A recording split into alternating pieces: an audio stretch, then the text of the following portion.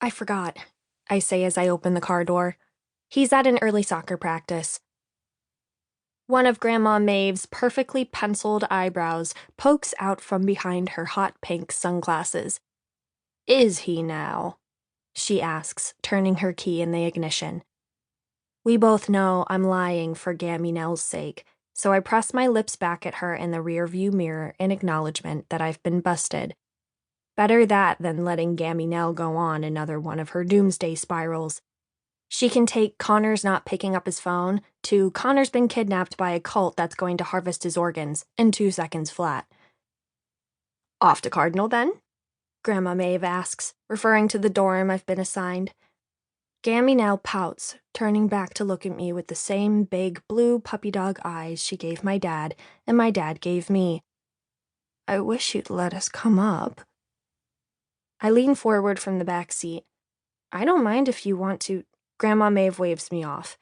And ruin your street cred with 2 bickering old ladies before you can so much as bat your eye at one co-ed? I have a boyfriend, I say patiently. This earns me a scoff. Grandma Maeve isn't Connor's biggest fan at the moment, since he talked about taking a break last semester when the distance got to be too rough. But in his defense, Blue Ridge State is known for putting students through the ringer. I'm sure it's why I didn't get in when I applied out of high school. None of my otherwise shiny academic and community feats could make up for the string of C's I got sophomore year, which was more than enough of a reason to put me in the reject pile at the most competitive school in the state. And I don't bicker, says Gammy Nell primly. Grandma Maeve pats her on the shoulder with the hand that isn't trained on the wheel. Sure you don't, Nellie. The thing about Grandma Maeve and Gammy Nell is that they have precisely 2 interests in common.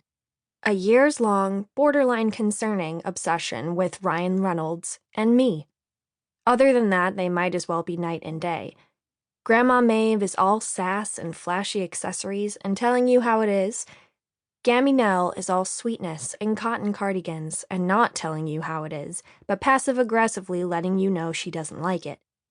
The only reason they haven't blown our house in Little Fells sky high is that 7 years ago, when my mom died, they both decided to move in with my dad to help raise me. Well, help might be a generous word for it. With Gammy Nell long since widowed and Grandma Maeve divorced multiple times over, they did their fair share of it, then pretty much took over after my dad landed a job 2 hours away, and I stayed put to finish high school.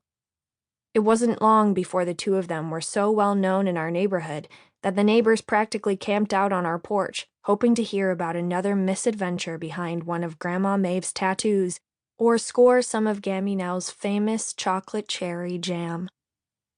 There's this pang, then, that I've been doing a pretty decent job of ignoring for the past few weeks, ever since I got my transfer acceptance letter. It's been a weird childhood, but a mostly good one. They'll only be a 2-hour drive away, but it still feels like a whole lot more. We roll up to the entrance of Cardinal, and my heart skips a beat. I'm trying to think of something to say as we all get out of the car, something to reassure both them and myself, but then Gammy Nell nudges Grandma Maeve and says, You forgot. Grandma Maeve scowls. Forgot what? I knew you would. The rib. Oh, you're right. Shit. Cue the trademark Gammy Nell flinch. Hold up, chicken, says Grandma Maeve, pulling something out from the glove compartment. She presses a stack of 3 ribbons into my hand, 1 red, 1 yellow, and 1 blue, all of them stamped with a faded version of the Blue Ridge State logo of a knight. She waits to give me the 4th ribbon last, a white one marked with my mom's signature A in permanent ink. My throat goes tight. I haven't seen these since my dad put them in storage. I wasn't even sure we still had them. I dug them out of your mom's old things, she says. She'd have wanted you to have them. Neither of us likes to talk about my mom in front of other people. After our tiny town of Little Fells watched her grow her local radio show into a statewide syndicated one, she was so universally loved as the hometown Spitfire that everyone jumps at the chance to share memories of her. But there's always been this private, almost sacred grief between me